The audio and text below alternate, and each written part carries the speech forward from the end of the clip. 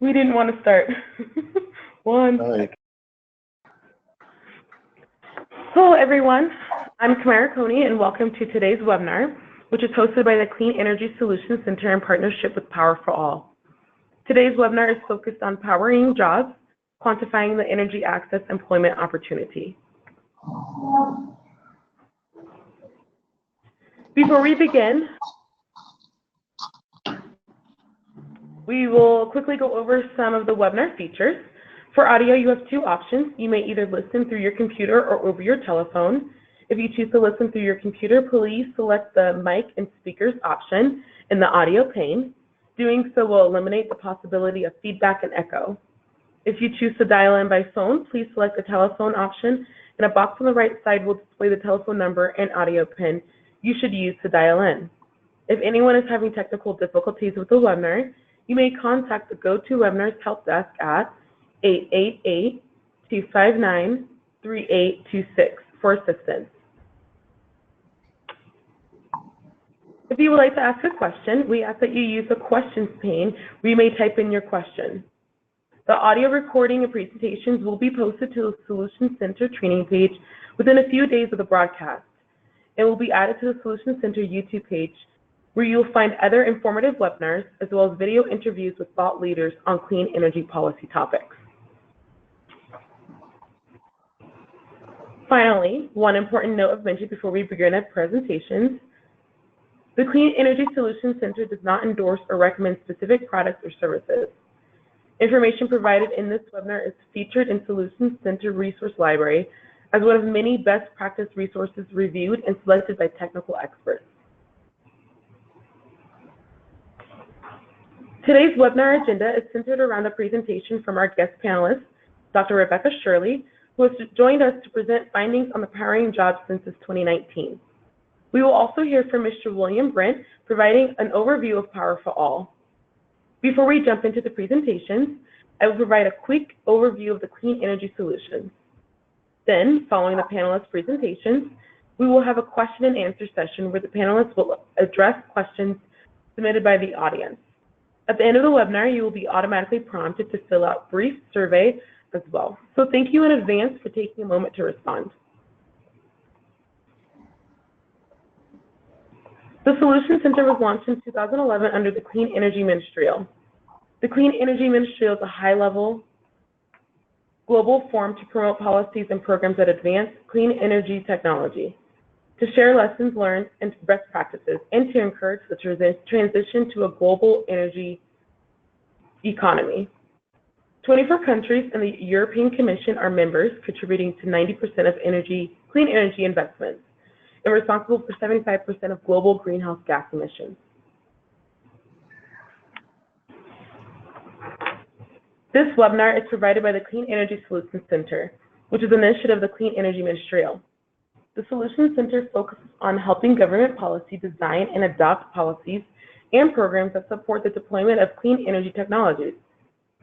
This is accomplished through access to no-cost expert policy assistance and capacity-building activities such as this webinar. The Clean Energy Solutions Center is co-sponsored by the governments of Australia and the United States.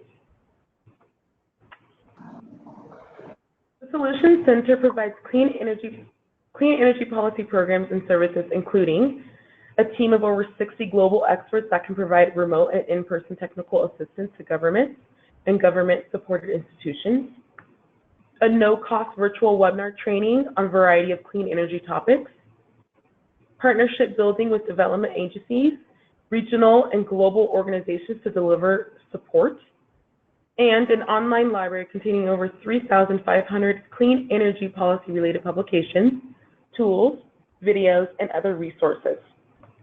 Our primary audience is made up of energy policymakers and analysts from governments and technical organizations in all countries, but we also strive to engage with private sector, NGOs, and civil society.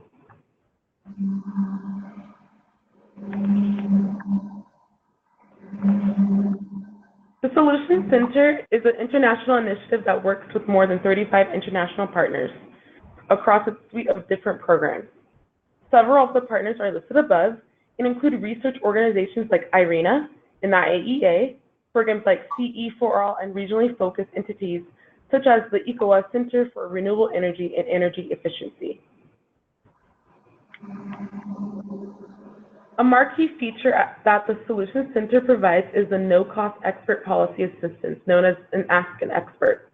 The Ask an Expert service matches policymakers with more than 60 global experts selected as authoritative leaders on specific clean energy finance and policy topics. The assistance is provided free of charge, and if you have questions for our experts, please submit it through our simple online form at thecleanenergysolutions.org/expert. We also invite you to spread the word about the service to those in your networks and organizations. Now, I'd like to introduce Mr. William Brent. William has been a leader in climate solution and renewable energy branding, marketing, and communication for more than a decade. He is currently the head of partnership and communications at Power for All. In addition, he has co-founded several startups and began his career as a foreign correspondent and editor in China.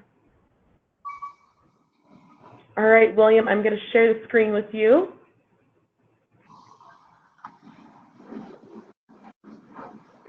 All right, there you go.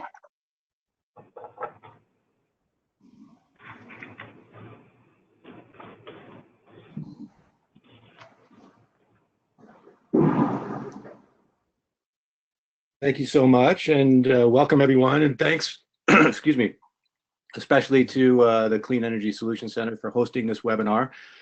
I'm William Brent from Power for All, and before we jump into the discussion of our Powering Jobs Census findings, I wanted to provide a very short overview of the Power for All vision, organization, and strategy.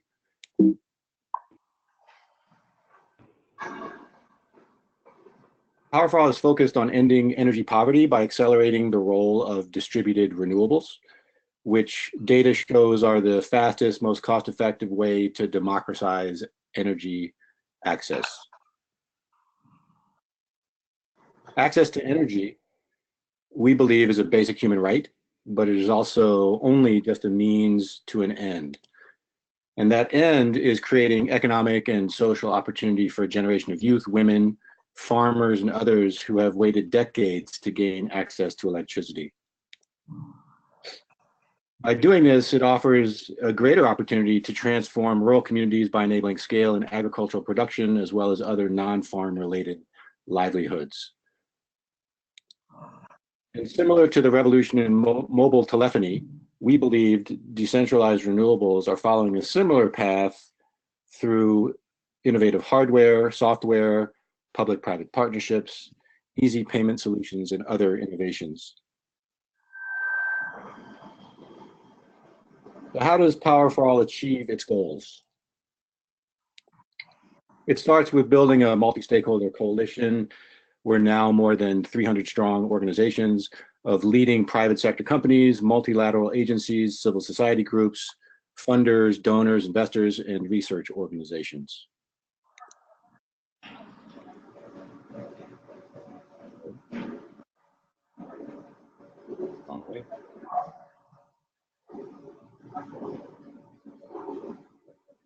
And our approach starts with evidence-based research, advocacy, and communications, and if we're successful, ends with a shift in the status quo to creating a new approach and moving away from business as usual. We also take an ecosystem approach that identifies barriers to market growth and works to remove them through multi-stakeholder engagement. Our two-year strategy is focused on strengthening our research platform called PEAK, expanding our market activation approach to 25 countries by 2025, and demonstrating the power of integrated energy and how that can create the utility of the future, and quantifying the socioeconomic impact of energy access, starting with work and jobs, which we'll talk about in a minute. So please join us. You're welcome to become a partner, sign up for our newsletter and social media toolkits, share your content, particularly video and photos, which are always in high demand from our team, contribute thought leadership articles to our various media channels, etc. Thanks. And with that, I'll hand over to my colleague and lead author of our Powering Jobs Census, Dr. Rebekah Shirley. Thank you, William. I'm going to introduce her real quick for you. 1 second. Perfect. Awesome. So next we're going to have up is Dr. Rebekah Shirley.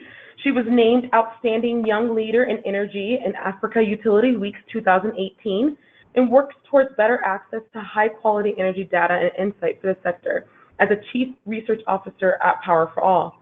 Rebekah holds a PhD from Berkeley and a Master's in Energy and Resource as well as Civil Engineering. In addition, she's a visiting research fellow at Strathmore University in Nairobi, Kenya, where she currently resides. And with those introductions, I'm going to introduce you to Rebekah. Let me share your screen here in just a second, okay? Sure. Awesome. There you go.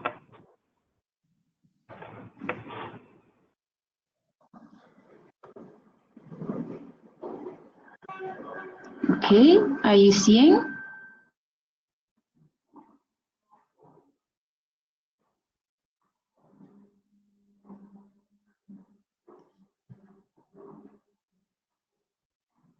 Perfect. Yes, we can see your screen. Excellent. And can you hear me? Yes, we can hear you just fine. Excellent. Thanks a lot for that introduction, Camaria, and thanks for setting up the conversation, Will, about Power for All and the work that we do. My name is Rebekah, and I'm the Director of Research at Power for All. As Will was saying, we have a big part of our campaign, and one of our campaign is evidence-based.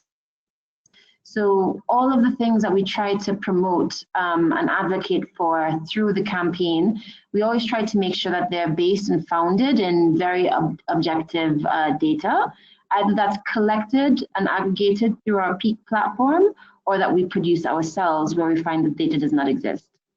So today what we're going to be talking about is the relationship between energy access and jobs, the energy access workforce. So what I'm going to do is just take us through, let's see, how do I advance my slides? There we go.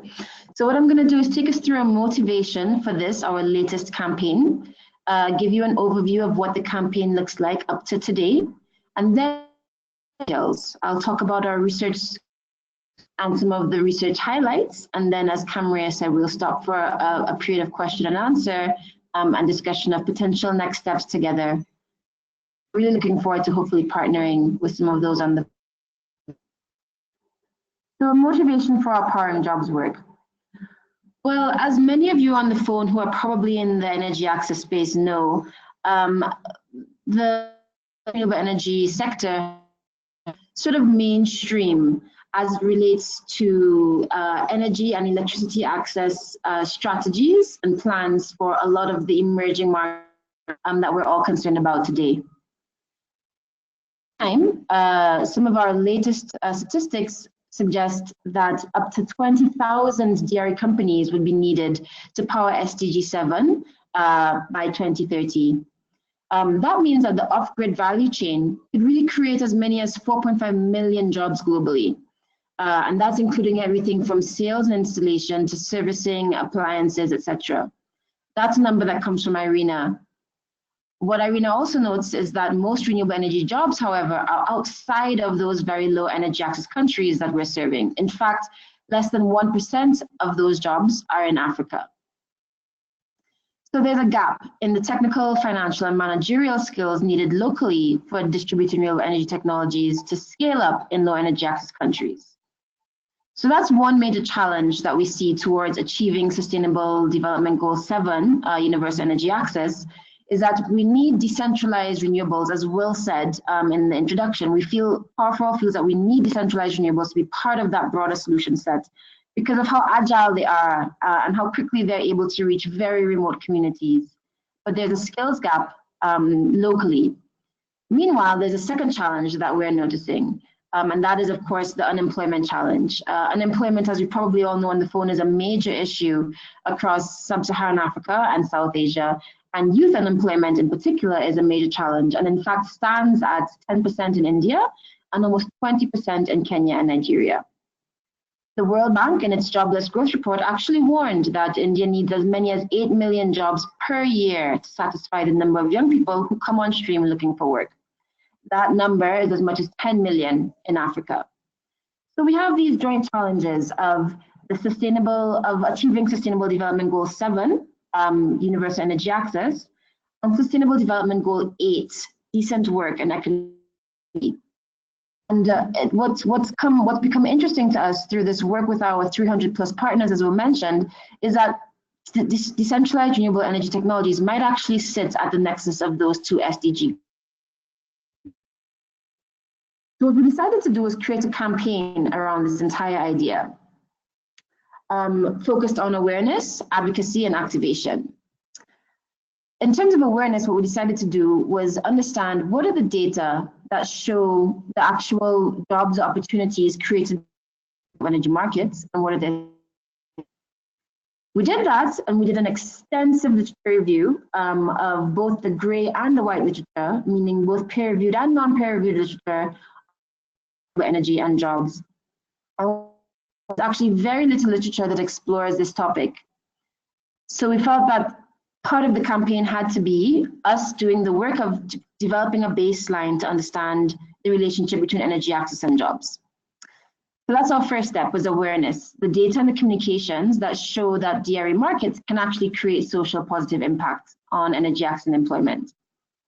The next layer, if you will, of our campaign is around advocacy and trying to grow support within targeted institutions for the finance, for the policy, and the programmatic support that would lead to DRE training and education as directed and dictated by the recommendations that come out of the research. And then finally is activation. And that's straight useful work to youth and to women, and to connect the skills needs for DRE to the energy sector more broadly. And so that's what Powering Jobs, I'm sure many of you by now have seen the hashtag Powering Twitter, your LinkedIn, etc. That's really what this is about, is trying to understand, are there ways to help solve both SDG 7 and SDG 8 together? And if so, what are the gaps in the middle? What is the job creation opportunity for decentralized renewables? What are the technical and vocational skills there? And how do we solve those? That's what we're doing jobs in this campaign. So we have a great community of action that supports us in this campaign. We have a series of global partners and then a series of country partners.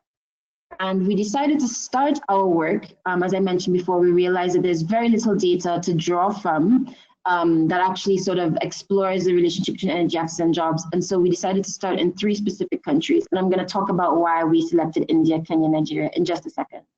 As you can see here, our global partners include Schneider Electric, IRENA, CLASP, CEW, AMDA, UN Women, and Youth in Energy, as well as ILO, IEA, World Bank, IFC, World Energy Council.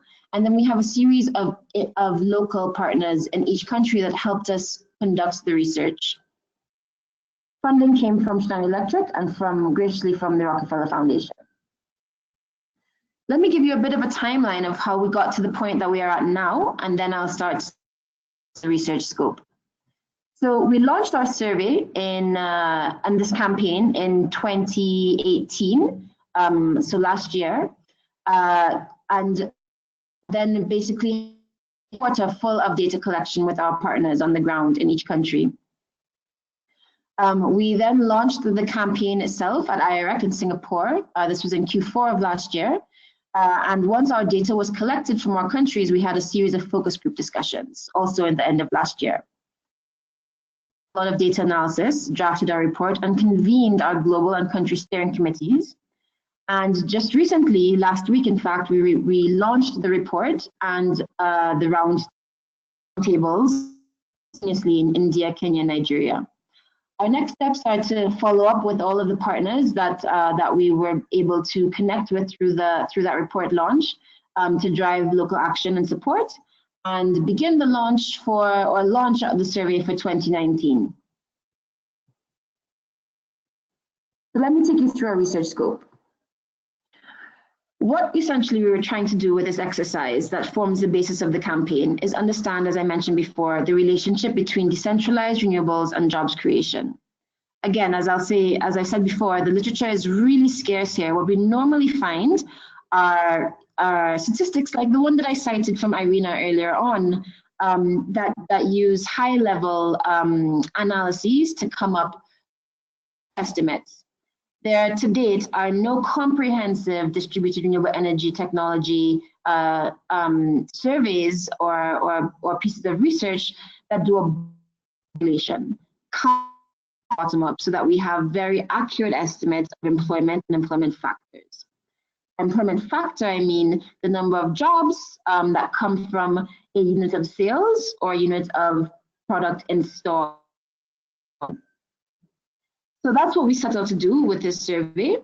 We reached out to partners in 3 countries, India, Kenya, and Nigeria, because these 3 countries represent very different scales and ages of decentralized renewable energy market. India, of course, having a very well-established decentralized renewable energy market, and Nigeria being the newest entry of the 3. And so in each of those 3 countries, we developed a survey instrument, and then with our local research partners, we reached out to as many local decentralized renewable energy companies as possible. We did that through a database that was created by pulling together company databases across all of our steering committee members and our research partners. In terms of the scope of the companies that we surveyed, we are trying to cover the gamut of the decentralized renewable energy value chain, specifically because, again, there's very little data that takes a comprehensive look at the sector. We might find a report or 2 that looks at pico-solar, or a report or 2 that looks at mini-grids, but we wanted to have a singular baseline using the same type of survey instrument across the sector. So we look at everything from pico-solar appliances through to solar home systems, productive use appliances, commercial and industrial standalone systems, and mini-grid systems. So we reached out to companies across that broad array through our survey. Once we collected the data back, we have then divided up into, actually, let me just talk through the job scope, and then I'll get to the value chain scope. In terms of the jobs that we asked about in the survey, we are collecting information on direct jobs. So direct jobs are those jobs that come directly, obviously, from working with decentralized renewable energy companies that are formally established in a country. Within direct jobs, there's 2 different sort of branches, if you will. There's direct jobs, i.e. direct contract with one of these companies, and then informal work with these companies. So an example might be an employee, a full-time employee, and distribution at a solar home system company, and that's a formal job, whereas an informal job might be a sales agent on a sort of a temporary basis that is selling the product. We also explored productive use jobs. Again, these branch into formal and informal parts of the sector. And these we define as jobs that are created through or stimulated by access to electricity. So of all of the companies that we've just talked about, once consumers and customers do have access, doing with that access, what kinds of companies and startups are being created, et cetera, and what are the jobs that come out of that? And we looked at indirect jobs. And these are upstream of the DRE sector. So that is companies that are involved in manufacturing, wholesale distribution, or that provide services to the DRE companies themselves. For instance, finance and software platform solutions or microfinance solutions to customers. So those are the 3 types of job categories that we try to cover in the scope of our report, directly through the survey instrument for direct jobs, through the literature and our focus groups for productive use, and through the literature where possible for indirect jobs. What we haven't had a chance to look at is induced jobs, and those are jobs that trickle down from those direct formal and informal jobs that we described earlier. The spending of that money in an economy obviously induces other types of jobs, and so that's a far different sort of macroeconomic study that we have not included in the scope of this survey.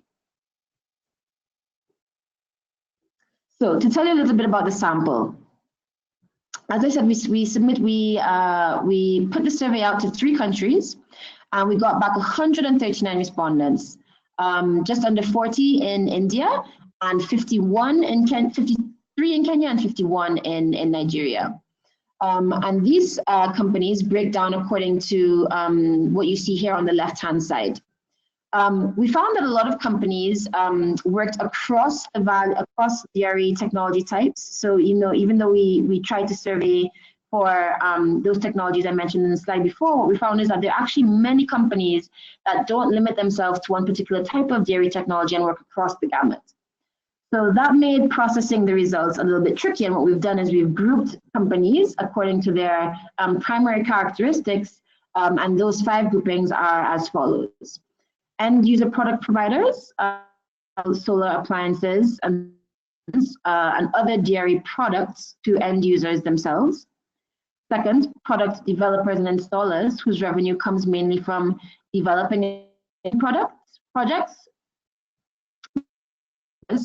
who operate and maintain mini-grid systems. So the slight difference there is that project developers and installers are, you know, generally C&I companies that will build but not maintain and operate, whereas mini-grid operators we're classifying as those that continue to operate and maintain systems as part of their core business model. Fourthly, manufacturing and upstream supply chain companies, as I mentioned earlier. These are the indirect companies whose core business is in manufacturing, assembly, import, and wholesale. And then finally, sector service providers provide their services such as microfinancing, you know, metering, software, etc. So these are the 5 groupings, and I'm going to be referring to these terms over and over again in the presentation. In terms of the study outputs, what we were able to do is a couple of things. First, basically from the survey, what we're able to understand is from the sample, which is, to our knowledge, the largest sample that exists on decentralized renewable energy technologies for sub-Saharan Africa or South Asia. What we're able to do with that sample is develop employment factors. As I mentioned before, basically an employment factor helps us understand the number of jobs that are produced or created from a unit of sale or a unit of installment. So we are able to take those employment factors and then multiply them by market estimates for the country. And with that, we then come up with full-time direct formal job estimates at the national level. We're able to do the same for informal jobs, i.e. estimate at the national level, and for productive use jobs as well. Fourthly, we're able to project future employment available market forecasts, although not available for every technology, and I'm going to explain that in a second. So that was us being able to estimate jobs and project jobs into the future. The survey also gave us a rich understanding of what the workforce itself looks like. So we're able to break apart and understand youth participation in the workforce, job function breakdown, recruitment challenges, wages and compensation across different company types, and the level of engagement. And then finally, out of the survey itself and also a series of groups that we held in each of the 3 countries to help validate the data, we have a series of key recommendations for the sector on building local capacity, on gender inclusion and youth employment. So that's what we're going to get into right now. This is a wordy slide, but what I wanted to do was just tell you up front before getting into the graphs what we found as some of our key takeaways. And then I'm going to go to the graphs after this slide and kind of break this down. So there were 5 key takeaways for us from the data that came out of the surveys. First is that across all 3 of our focus countries, clearly the decentralized renewable energy sector is already a jobs engine. I can say that because what we found is that in 2017 to 2018, the sector provides as many as 95,000 direct formal jobs in India, 10,000 in Kenya, and 4,000 in Nigeria. In each of those countries, that's comparable to some of the largest, renewable energy sector employment numbers that we know of, and the utility sector numbers that we know of. So in India, for instance, we found that 92,000, the on-grid solar sector, utility scale solar sector creates about 92,000 jobs a year. We found that in Kenya, the local utility company, KPLC, employs 11,000 formally every year. And then in Nigeria, we found that the electricity, gas, and steam sector, this is according to national official statistics, employs, again, another 10,000 direct and formally every year. So we're already on the scale, as you can see, or the order of magnitude as these utility scale sectors. That's number one. Number two, what we found was that the dairy sector actually has a much bigger impact when you consider the informal sector and the productive use sector. So even though the direct jobs are already making an impact, what we found is that in the same year, the sector provided as many as 200,000 informal jobs in India, 15,000 in Kenya, and 10,000 in Nigeria. So that's almost doubling in the case of Kenya, and more than doubling in the case of India and Nigeria, the direct formal jobs. In terms of productive use, what we found is that the sector is then providing as many as almost 500,000 in India, 65,000 in Kenya, and 15,000 in Nigeria. So clearly these two sectors, the informal job sector and the productive use sector, need a lot more information and a lot more attention. Third, what we found is that when we project out to 2023, a few years in the future, things might change a little bit as mini-grids might grow to be one of the more important dairy employers. We found that currently sales, the end users, so the Pico Solar and companies currently are the largest jobs creator of the sector. But given that so many countries have mini-grid targets that are very ambitious, what that suggests is that the might shift in the future. I'm going to come back and talk about the assumptions that are embedded there in terms of what might actually be achievable in all of these countries in a second. In terms of skills demand, what we found is that sales and distribution make up 40% of Kenya's dairy skills, and this we also in India, whereas in Nigeria, the skills demand was really in the development and operations phase. Fifthly, what we found was that across all company types, management and business administration represents a major skills gap. These types of jobs make up more than 20% of the workforce, but more importantly than the percentage of the workforce that they make up is what all companies, or most companies, said, which is that this is one of the most difficult talents to recruit for. Business soft skills were identified as a major skills gap across all functions. Business soft skills being different from managerial skills, where with business soft skills, we're talking about health and safety, sexual harassment, strategic planning, those kinds of general soft skills. All companies that we spoke to or that responded to us and in the focus groups identified this as a major gap that's not limited to any particular job function, but that is affecting sort of performance across the companies as a whole. And then lastly, we found that participation of women in the dairy sector is quite low. It's 23% of total direct formal jobs on average across the 3 countries. And that's even lower than the global renewable energy sector's 32%. Youth participation, however, is high. Engagement through informal work was also, I'll talk about that in a second. So this is a summary of some of the key findings, and now we're going to dive into a little bit more detail. So here's a graph that looks at our job estimates for 2017 to, as you can see, and as I mentioned earlier, we have our 3 countries, India, Kenya, Nigeria. You can see the direct formal, informal, and the productive use jobs in the 3 different colors in the concentric circles.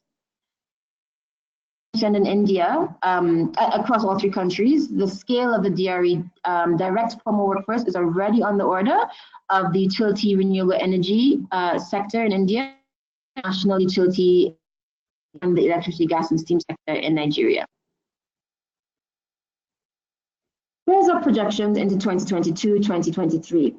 Again, as you can see, very large for India and Nigeria, the direct formal jobs, and then in Kenya, what's larger is the informal jobs.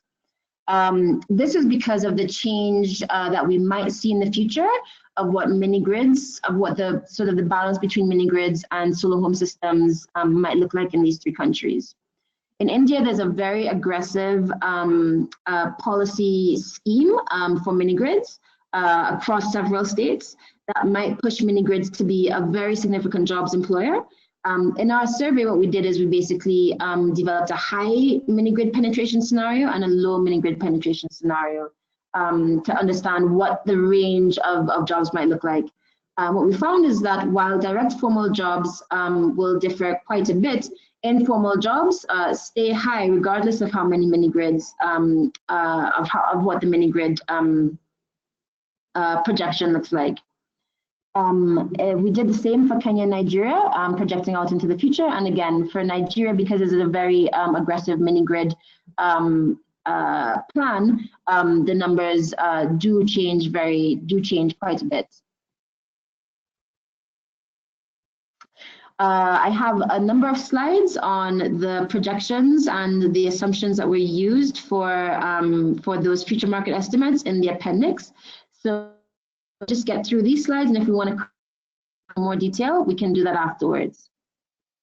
So let's move into the workforce trends and what the sector's profile looks like.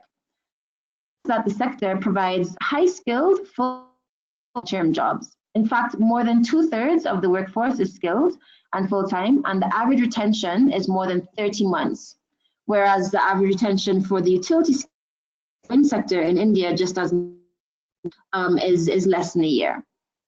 So you can see here from the left hand moving to the right hand, the graph showing our skilled labor, level of engagement, and average retention. The level of skill is quite high across all three.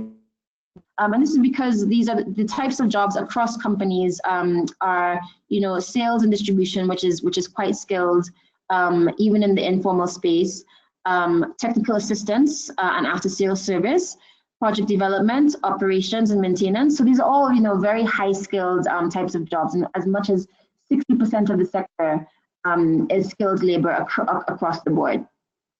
Level of engagement we defined as the nature of work, whether it's full-time, part-time, or contract-based. And again, we were surprised to find that most of the direct formal employment across all three countries is full-time work, which is really interesting to note. And not only is it full-time work, but these are high retention jobs. So you can see on the far right what retention looks like across countries and across the full-time formal worker types. So obviously for the full-time employment, the retention is quite high, and for the informal work, the is high. So we see those jobs lasting only as many as 10 months, 12 months in the case of Kenya and India. Kenya and Nigeria, but in India, informal work seems to also have a very high retention. In terms of women's, and what we find is that women, as I mentioned earlier, account for less than 30% of the direct formal jobs of the entire sector. You can see the breakdown for female employers and then informal workers for all three countries on the left-hand side. So we have female employees, managers, and informal workers. What we found is that there isn't much difference between female employees and women as managers. Both of those groupings, the percentage participation is very low, around, as I mentioned, less than 30%. What was interesting to note for us is that in the informal sector, women make up more than half of the workforce in India. In fact, it's 60% of the workforce. So we found companies saying in the focus groups that this is because women are a very integral part of social networks, especially in rural communities.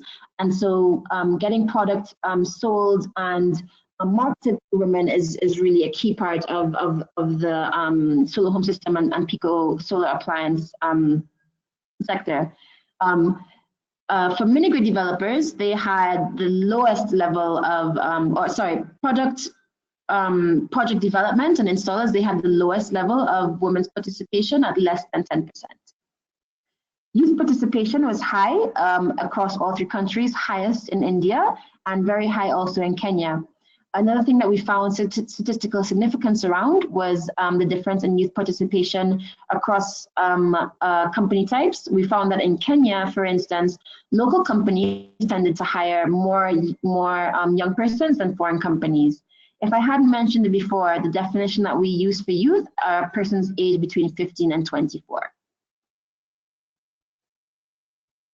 So now we're looking at what the job function breakdown, what the skills breakdown looks like for 2017 to 2018. across the 3 countries. And as you can see, in India, in Nigeria, there's more than 20% of the sector is in management and business administration. We have many smaller companies that have sort of have a larger management and administration base. And in India, we have a lot more larger developed companies, and so the management and business administration impact of footprint is a little bit lower. In Nigeria, as I mentioned before as well, we have a lot of project development and installation jobs, especially because in Nigeria, the solar home system and mini grid sectors are a little bit more nascent, but already taken off is standalone solar systems. And so there's a lot of jobs being created in that space or in that job function. And also because that is sort of non-standardized work, that also is more intensive, and that helps us understand why that's such a big part of the Nigerian workforce landscape. In Kenya, as you can see, many of you on the phone probably know that Kenya it's a huge solar home system market.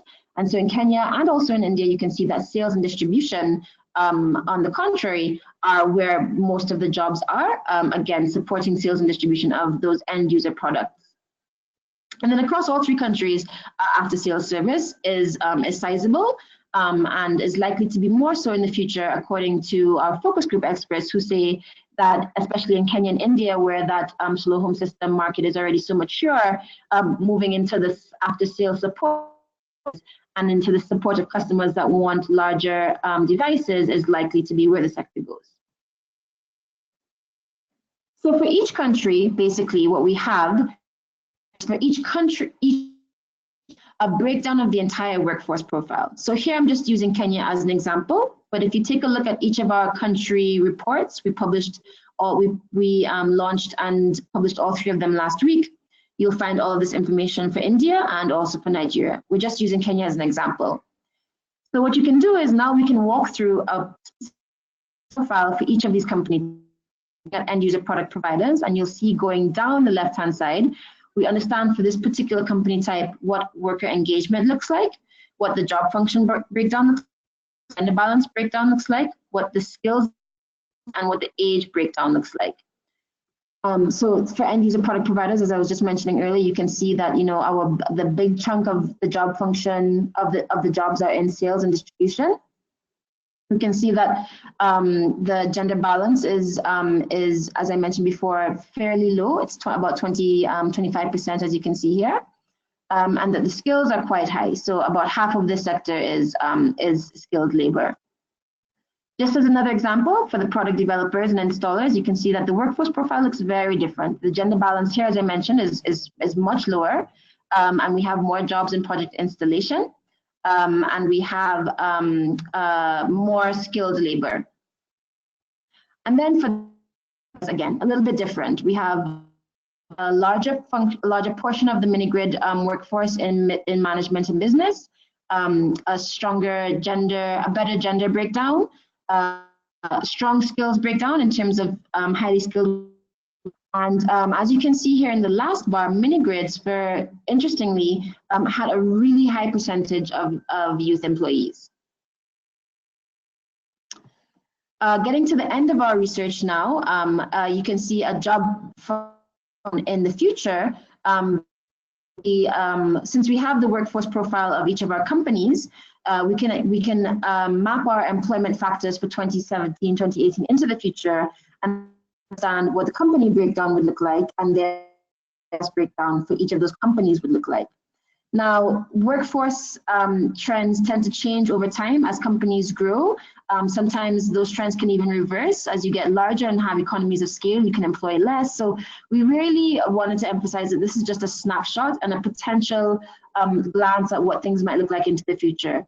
What we really need to do is be collecting data over the long term, so doing longitudinal studies to understand what trajectories and differences in behavior look like over time, and which is why we want to do this study again next year and the year after that and the year after that. But using what we know from 2017 to 2018, just as a snapshot of what things might look like in the future, you can see here what the skills breakdown would look like. And in India, we have a move more towards the operational maintenance space, and project development and installation, as I said before, given the growth of the mini-grid sector. In Kenya, solar home systems are going to still continue to dominate the market, and then sort of an even spread across the sector. So this all leads us to a series of insights and recommendations, and this will be my last slide before handing back over to Camria.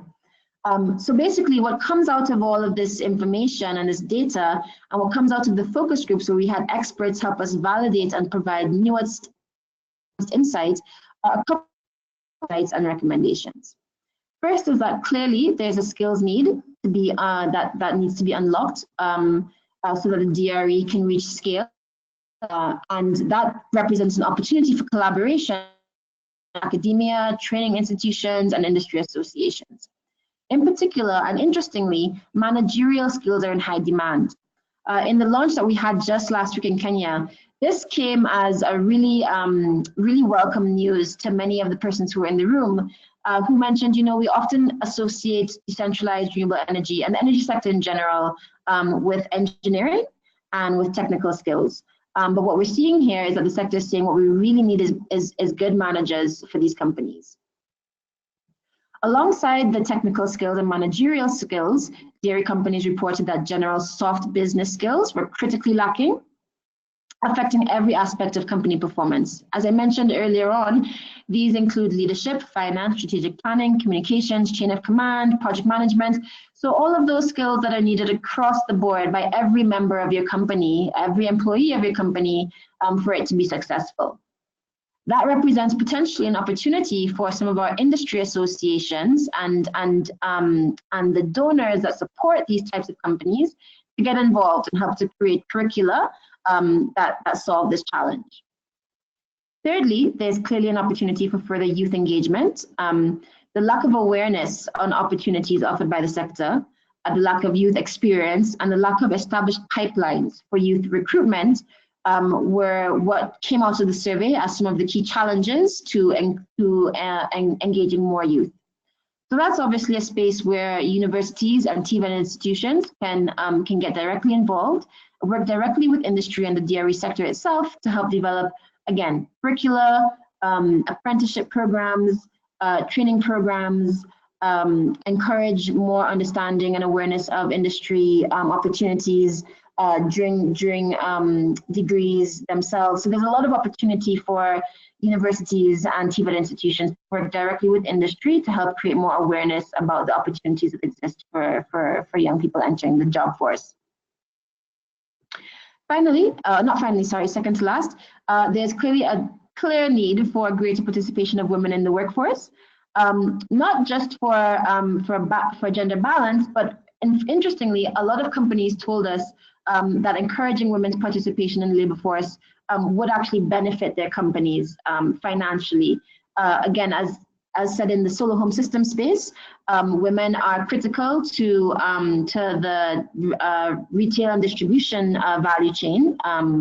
But also what we heard from mini-grid companies is that because entrepreneurship has become such a core part of their business model, and creating entrepreneurs out of energy access is so core, encouraging women to take up those kinds of positions because women are the ones that are generally at home. Sorry about that. Because women are the ones that are generally available and engaging with the energy access at home, creating entrepreneurship opportunities for women in particular is important. Also, we heard that because social of communities, women encouraging others in the community to, explore different types of agri-value chains, such as honey or etc., is really critical. And so the mini-grid companies felt that there's really a need for finding ways to encourage more participation of women in the workforce. We found that from the survey and from the focus groups, companies felt that the challenges of engaging women in the workforce stem into the challenges of incorporating women into STEM fields more generally. And so there's a lot of opportunity there, again, for universities, TVET institutions, industry, and financiers to work together to challenges. Finally, as I mentioned earlier, we saw that the sector has a massive footprint in the informal space and a more massive footprint in the productive use sector. So that really represents an opportunity to create direct training interventions for the agri-value chains and other sort of, commercial value chains that come out of or are stimulated by access to energy in rural communities. This is critical since rural unemployment is such a serious challenge, especially in sub-Saharan Africa. And so creating training programs that directly, target those agri-value chains and support entrepreneurs, whether it's with business skills or with, again, soft skills or with the technical skills that they need to operate machinery, those are all needed.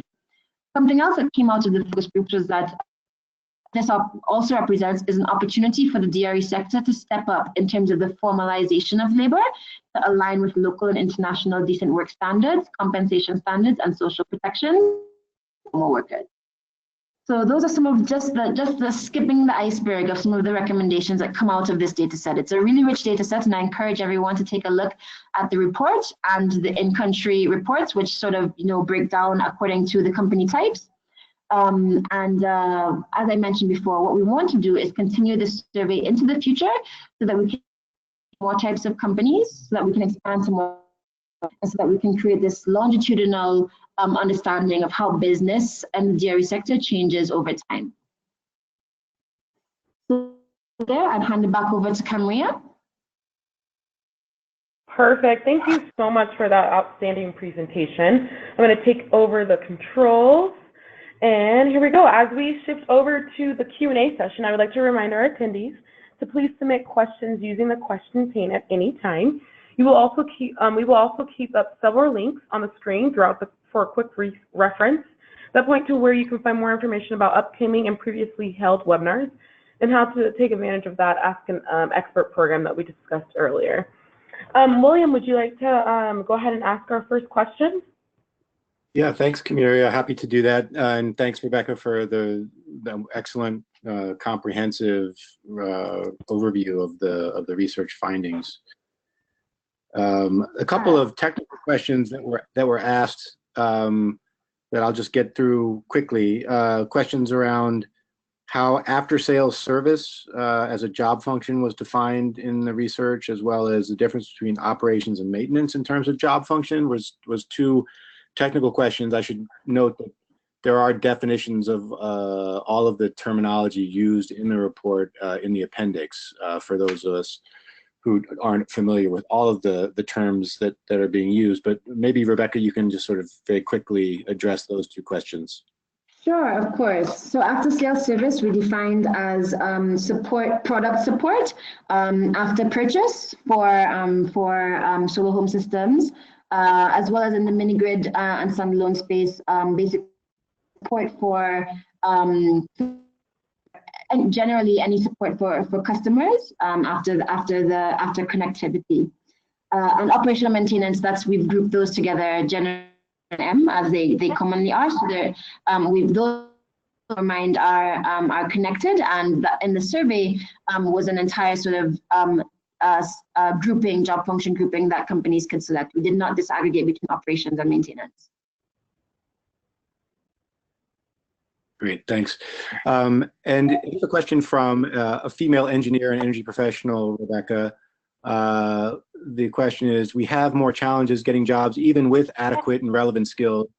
How can these bottlenecks be addressed by the Power for All approach? So I guess that's sort of looking at a couple of different questions. One is, around the whole gender issue and the availability of talent, but maybe the inability to actually find work. And the other is maybe an opportunity to talk about more broadly perhaps the disconnect between availability of talent and connecting that to where the jobs actually are. Yeah, so absolutely. That came up as a major challenge in the focus groups in particular. So the limited talent pool is one issue that came up through the survey itself, but something that came up in the focus groups and was echoed really clearly in the launches Last week was this available labor and the industry itself. And so that's clearly something that needs to be solved. As I mentioned before, a lot of the youth representatives that were at the launches last week, talked about the fact that we don't have established pipelines for graduates of university or TVET to then find themselves. Likewise, in the opposite direction, industry, the dairy companies oftentimes are not aware of where they should be going to recruit, what schools they should be going to, institutions are the best, of what programs are most credible, which programs are accredited. So there's a real gap in terms of communication and awareness on both sides that needs to be addressed. And I completely agree with the person who asked the question that there's a talent pool issue and sort of the skills gap issue, but even where the skills exist, this is an issue that needs to be solved, is having industry connect with the training institutions that are producing the types of talents that are needed. And let me just, before you move on to the next question, Will, another thought that came to mind was that some of the solutions that were proposed were creating more well-functioning and highly visible recruitment channels, like having university clubs, open doors, and basically helping young people navigate that gap from campus to industry. But then also solutions having a database of registered and registered PV technicians, for instance, in country that dairy companies can go to directly to see and connect directly with that talent. So those are just some ideas. This is all laid out in the report.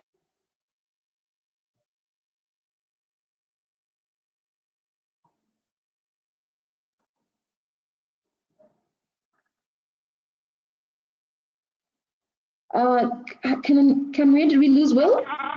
I don't know. We might have. Well, I can continue on with the asking some questions while we figure out. Yeah, no. Oh. Go ahead. Can you hear? Oh, okay, you're there. Go ahead. Keep going. That was. We just want to make sure you were still there.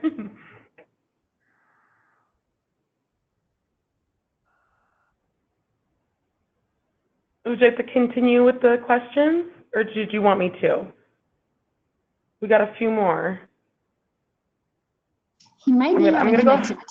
He might have some connection issues, so I'm gonna go ahead and go on with the next question. Oh, no. I'm here.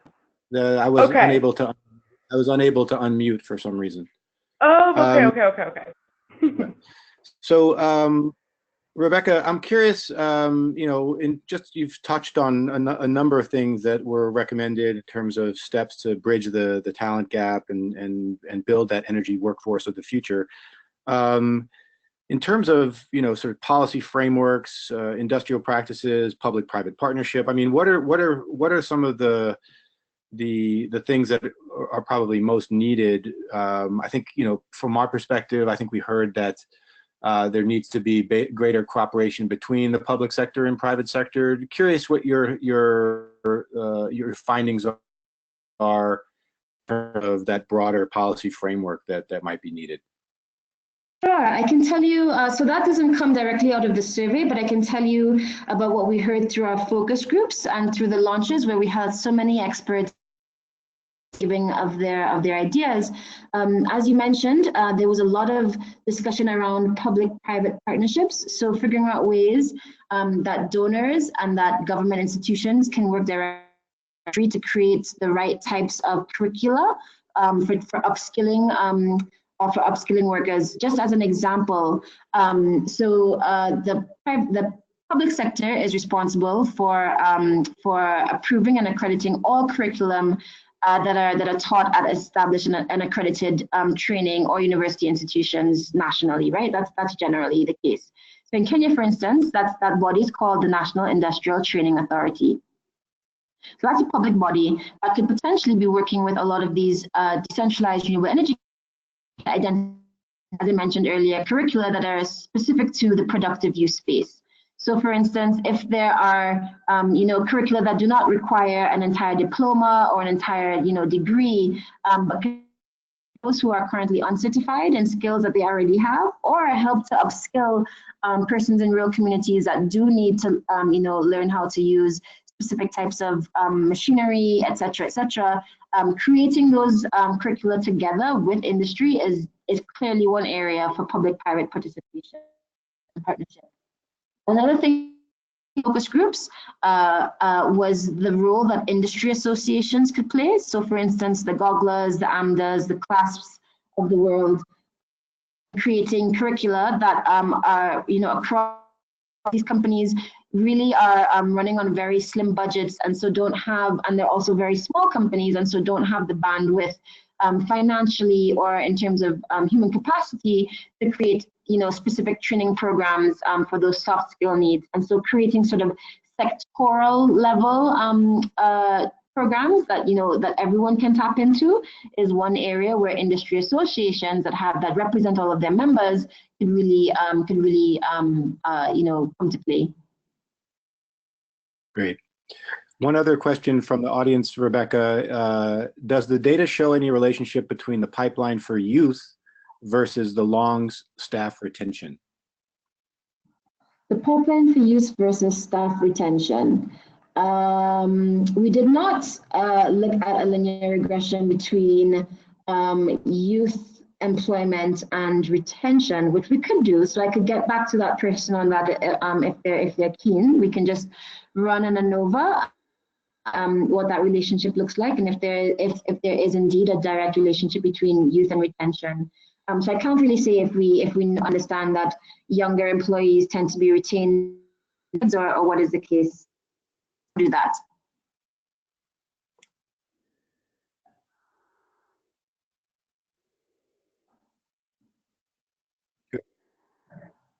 Okay, thanks. A question for you on the energy transition as we move from fossil fuels to more of a renewable energy-based energy system. Did the census look at job displacement that might come from, for example, the kerosene or diesel infrastructure that's currently in place? That's a fantastic, so there's like 3 or 4 pages of limitations of the study, and this is a major one of them. So this is our first time collecting baseline data. As I mentioned before, we're going to be doing this survey over a period of years so that we really have a good, strong and robust set of data to explore some of these issues like this job displacement.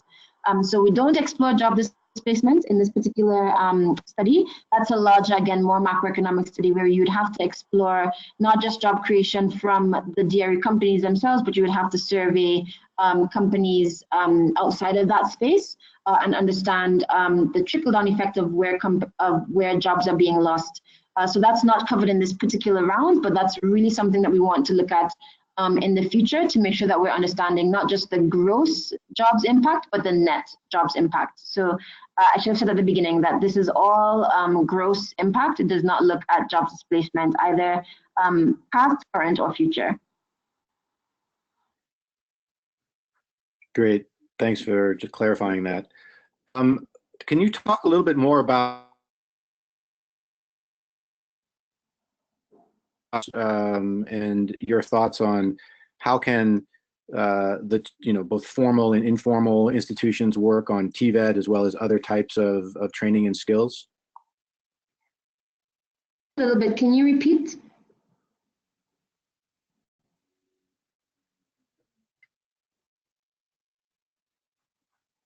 Hello? Yeah, can you hear me? I'm not sure if it's me or Will. Can anyone hear me? No, I can hear you just fine. Will, could you repeat that one more time? Yeah, just wondering if, Rebekah, if you can talk a little bit more about the relationship between informal and formal training and how those better work together, whether it's with TVET or some of the softer skills. Sure. So One of the comments, for instance, that really stuck with me from last week's launch in Kenya was from AECF, the African Enterprise Challenge Fund, which is the largest challenge fund in Africa, that has over 70 renewable energy startups in its portfolio, and mentioned that one of the challenges that they see is that a lot of these startups are, family businesses. So a father and a mother, and their two sons or their daughter and an uncle who's on the board, and so the soft skills around how do you run a company, how do you keep accounting books, how do you how do you do procurement, how do you think about planning for the long term. All of these are skills that don't come, sort of inherently or naturally. And so both in the informal and in the formal sector, looking at these areas, I think is key. And I dare I say that this is not a decentralized renewable energy sector challenge only. I think that this probably spreads even beyond that into other spaces of entrepreneurship as well. So that came across as something that even the donors themselves are aware of and would like to help solve that challenge. So I don't see any other additional questions, Rebekah. I'm not sure if you had any other topics that you wanted to cover, but if not, maybe one thing you could also explain a little bit more about is what the future plans are for this census, and are we looking for additional research partners in other countries, and how do you expect both the scope geographically as well as the scope from a content perspective to expand over time? Well, I'll talk about sort of what the kind of support, if persons on the phone are interested in becoming a part of this effort, especially as we do the next year. I'll talk about gaps and needs, and then I'll sort of where we see this going geographically over the course of the next couple of years. So one of the challenges that we had here was access to high quality estimate data. So to scale to the national level, we had to apply our employment factors that were derived from the survey data to future market estimates. And those estimates were really, really difficult to pull together. So, having access to more refined data on what the market looks like now and what is projected to look like into the future is one major area where we need a lot of support. Also in the job displacement space, as I mentioned, and other folks doing job studies in sectors that are related to decentralized renewables, so that we can pull from that data. That's another key one. In order to do induced job estimates, we really need macroeconomic analysis, which do not exist for the countries that we explored. We did the literature review on this, and so exploring macroeconomic trickle down through the economy, from energy, from agriculture, finding research partners who are keen to do that type of work is really important. And then finally, as I mentioned before, our productive use estimates are based on what came out of the survey, but what we found is that our companies really don't know very well how customers are using their products. And so coming up with metrics to support companies that are easy for them to use and easy for them to calculate, to deploy, etc. That's a real area of need, and so that's a direct call to industry associations to help support development of for measurement and monitoring and evaluation of impact. And so those are some of the key areas where, in addition to doing this particular survey, if we had others in the space of the data gap, those would be really fantastic.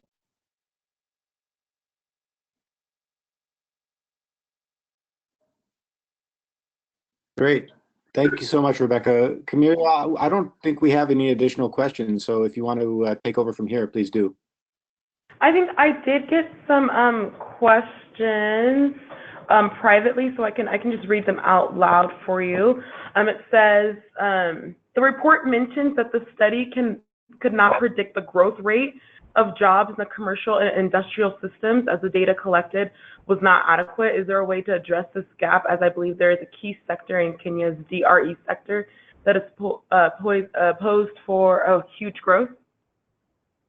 Yeah, that's exactly what I was just talking about, is the fact that we don't have good market estimates for the sectors. So we were able to find the market estimates for solar home systems and for mini grids, obviously, but because they're so popular. But for CNI, which is a massive sector and even more massive sector in Nigeria, there are very few market estimates. So if anyone is aware of ones that do exist, please point them out to us. But that's a major data. Perfect. Awesome. Thank you so much. Well, if there's no more questions, please, if you guys do have additional questions, you can reach out to Dr. Rebekah, Shirley, or William Brent for any questions for Power for All. And with that, Rebekah, did you have any last minute things you wanted to say before we wrapped up the webinar? Just that doing this study and engaging with so many partners over the course of this year of the campaign has really shown us that this is a major issue that a lot of companies are dealing with and struggling with, is access to really good quality employees, labor, talents, etc. And so if there are any companies represented on the phone, I can't see the attendees listed, in joining the campaign and partnering with us and offering up solutions and giving us any more ideas, please do get connected with us. We'd love to work with you. Awesome. Thank you. It looks like one of the questions wasn't answered. 1 second. Let me double check. Did we ask about, it says, how much is the chance of academic researchers to be in international organizations? Also, what is a common platform for transport, emission, and power system researchers? Can you repeat those two again for me? Sorry. Absolutely. I'll say this. I'll do them separately. So the first one is, how is the chance of academic researchers to be in international organizations? How is the chance of academic researchers to be in international organizations? Yes. I don't follow, unfortunately. Okay, no worries. And then the next one was, what is a common platform for transport, emission, and power system researchers? What are common platforms for transmission and power systems researchers? I'm not sure I fully understand the question. That's okay. Well, I can just send it to you separately, and you can just reach out privately. Or if that person wants to just connect with me, maybe it's just not being phrased properly, but I'm not sure I understand what that means. No worries. Yeah, we'll just, I'll make sure to get the information out. So perfect. We are all set. Thank you all again so much. And on behalf of the Clean Energy Solutions Center, I'd like to extend a thank you to all of our expert panelists and to our attendees for participating in today's webinar. We very much appreciate your time and hope in return that there are some valuable insights that you can take back in your ministries, departments, or organizations. We also invite you to inform your colleagues and those in your networks about Solutions Center resources and services, including no-cost policy support through our Ask an Expert service. I invite you to check the Solutions Center website if you would like to view the slides and listen to a recording of today's presentations, as well as previously held webinars. Additionally, you will find information on upcoming webinars and other training events. We are also now posting webinar recordings to the Clean Energy Solutions Center YouTube channel. Please allow for about a week for the audio recording to be posted. Finally, I would like to kindly ask you to take a moment to complete the short survey that will appear when we conclude this webinar. Please enjoy the rest of your day, and we hope to see you again at a future Clean Energy Solutions Center event. This concludes our webinar. Thank you so much. Thank you. Bye-bye, everyone. Bye.